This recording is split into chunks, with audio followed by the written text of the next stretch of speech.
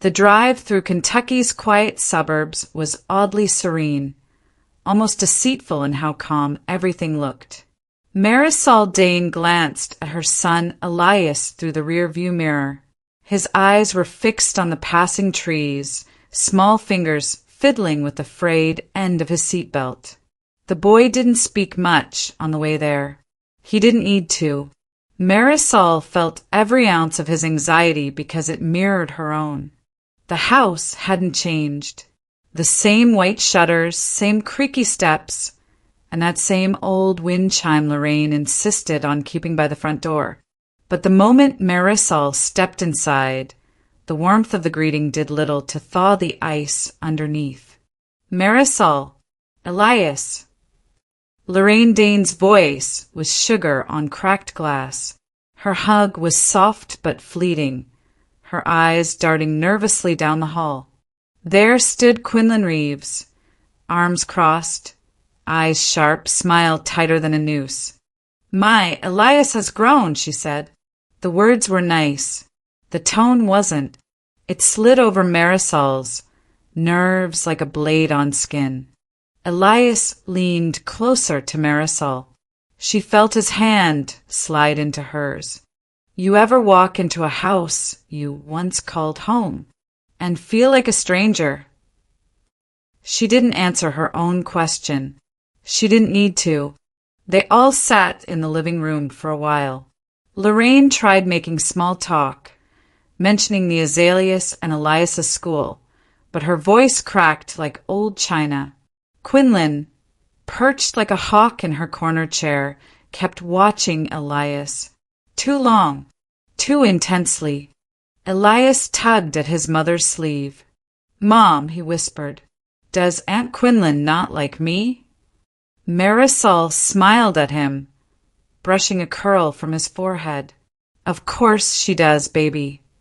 But her heart twisted. She remembered Quinlan's rage years ago, after Elias had tripped and knocked over her dog's food bowl. It had escalated far too quickly, like always. Callum arrived later, late as usual.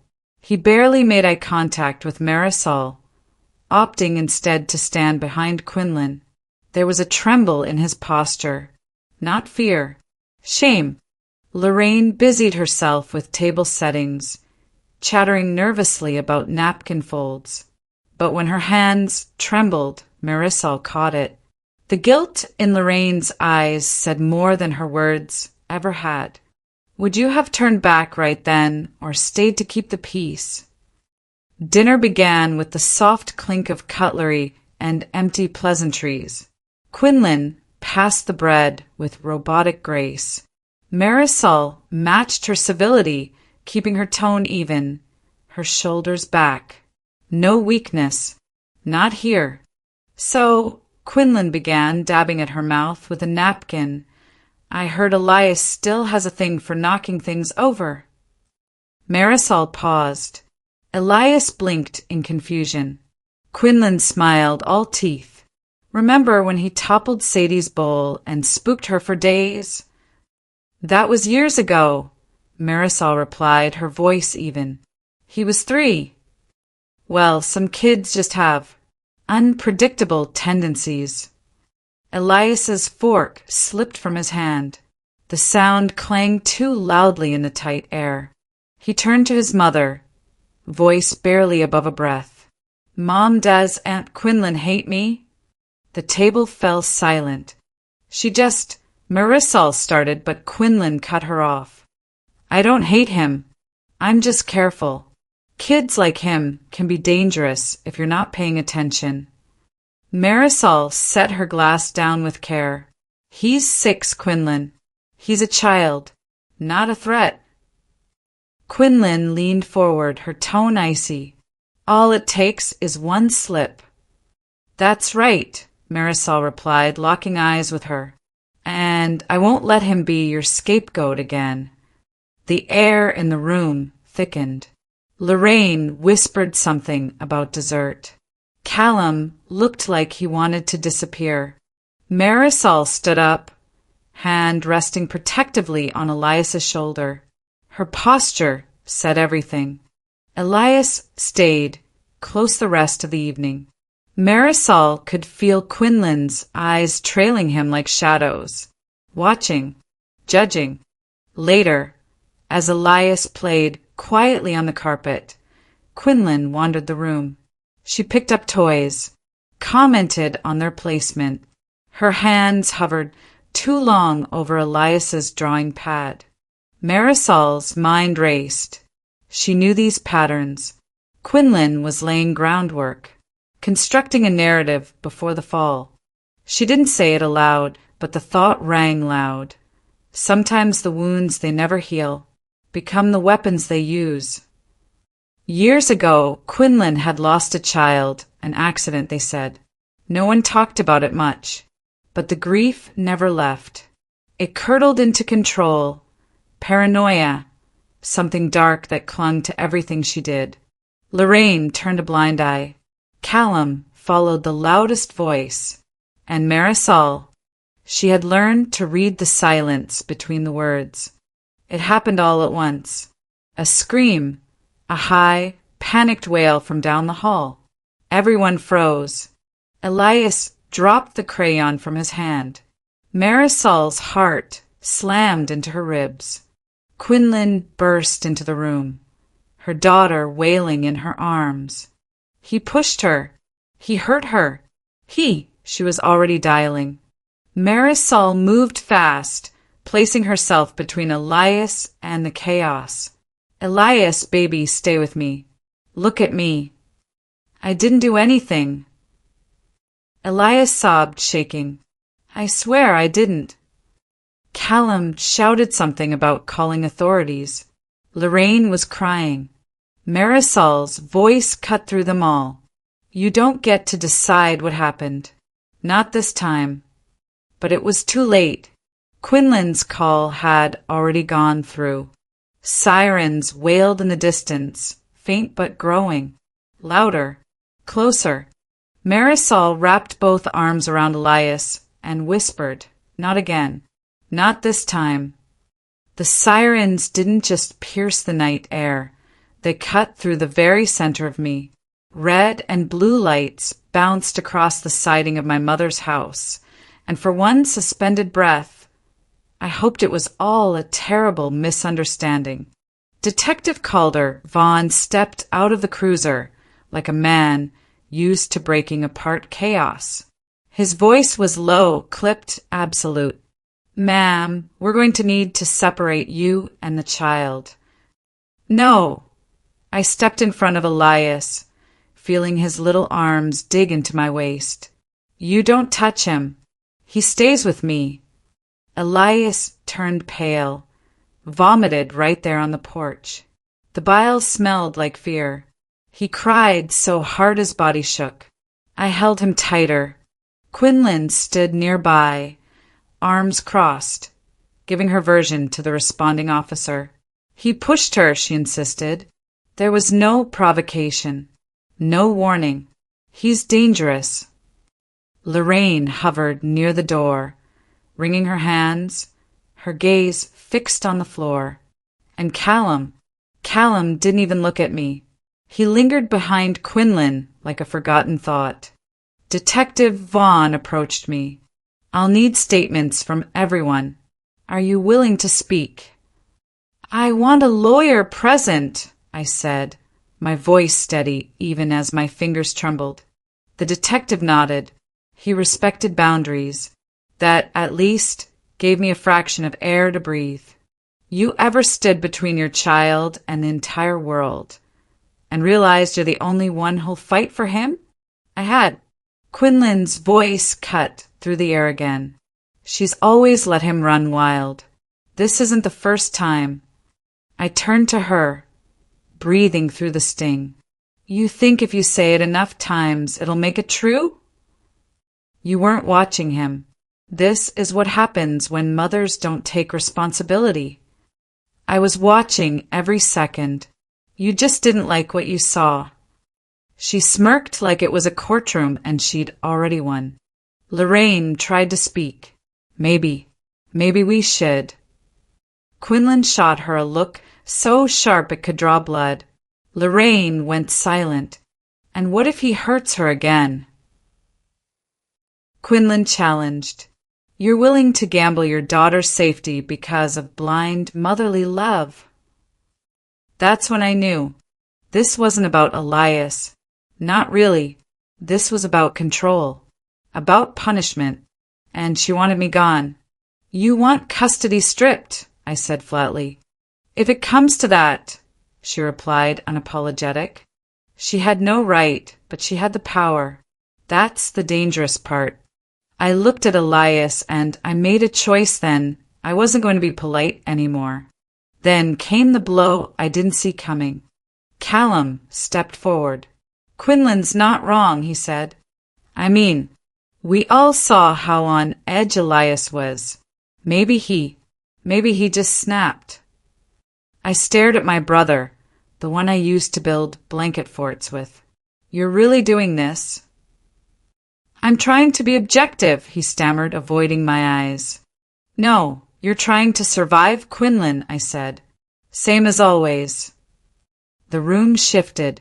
I could feel it. The betrayal cut deep, not just because it hurt, but because it proved I was more alone than I thought. You said I could trust you, I said, my voice quiet. I didn't say forever, he muttered. Elias had been listening. His voice was so small it nearly broke me. Mom, am I bad? I knelt down, my arms around him. No, you are not. You are good. You are kind. You are mine. You ever watch someone twist the truth just to protect themselves? It's uglier when it's someone you once loved. I stood. You want truth? Let's find it. That's when I remembered Maeve Kincaid.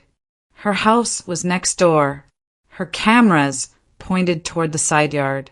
If Elias and Quinlan's daughter had crossed paths out there, her security system might have seen it. I left Elias with Lorraine, walked next door. Maeve answered with a raised eyebrow.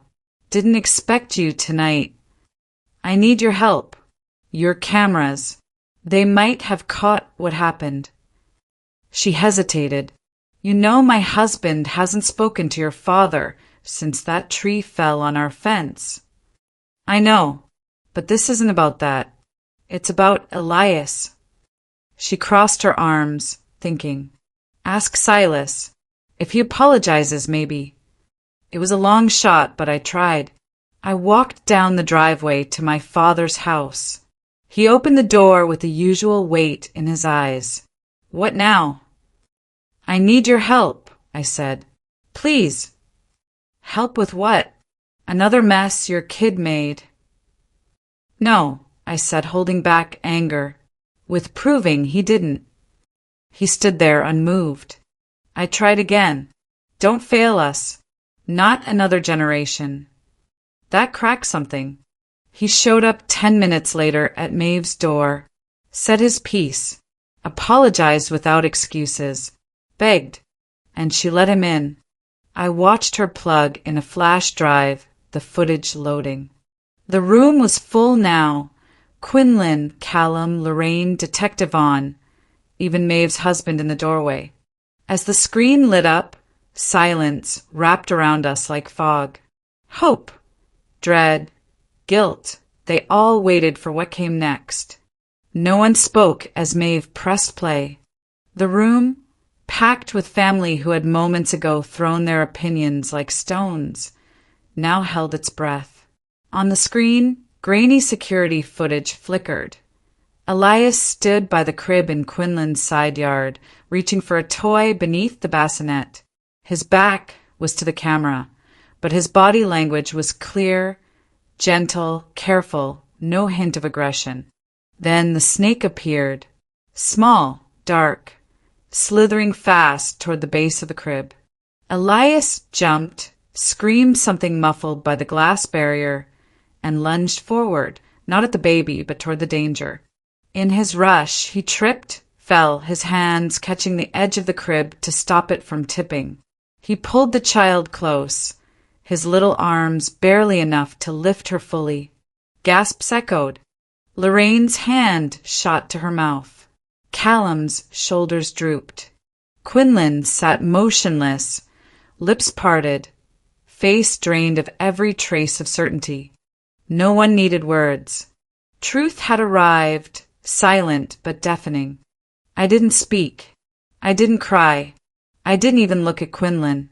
I just stood there with Elias beside me, letting the silence judge her more than I ever could.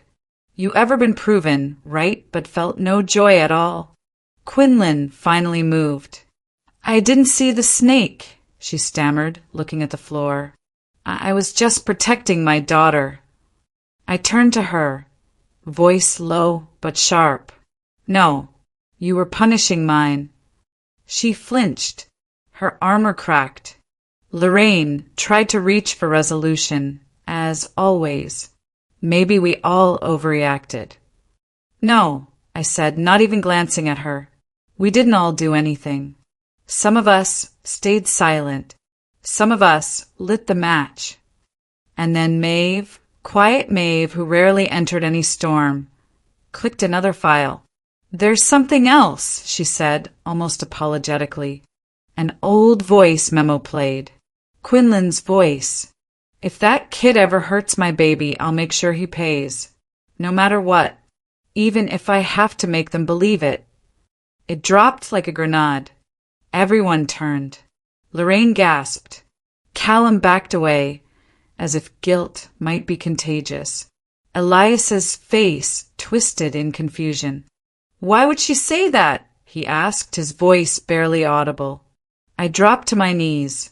Because sometimes people are broken in ways that don't make sense. But it's not your fault. Controlled rage pulsed through me.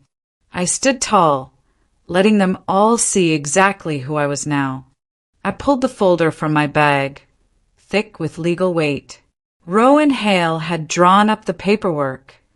Defamation, emotional trauma, endangerment. I held the documents in the air. I had every right, I said. I still do. I looked Quinlan in the eye as I tore them, one slow rip after another. Not because you deserve mercy, I told her, letting the paper fall like snow, but because I need peace. Elias tugged my sleeve. Are we coming back here? I looked around, at Lorraine's guilt, at Callum's shame, at Silas's hollow stare. Some doors, I said softly, need to stay closed. Callum tried to speak. Lorraine cried quietly into her hands. Silas didn't offer words. He knew better. I turned to leave. You had your chances, I said without venom, only finality. You ever walked away, not out of weakness, but to save your soul? We packed in silence. I didn't ask Elias to hurry. I didn't explain. He understood more than he should have ever had to. Quinlan sobbed as we passed the foyer, finally stripped of control, but no one moved to console her. Outside, the air felt different, lighter, honest. Elias climbed into the car, buckled himself in. As I pulled onto the street, headlights casting long beams into the night, he watched the house fade in the rearview mirror. Is Aunt Quinlan still our family? He asked. I gripped the wheel, steady. Family is who protects you, not who hurts you. We drove under the glow of old streetlights, past the sidewalks I used to ride my bike on. The silence wasn't heavy now, it was whole. Elias looked out at the stars. Maybe one day we'll build our own kind of family. And somehow that felt like hope.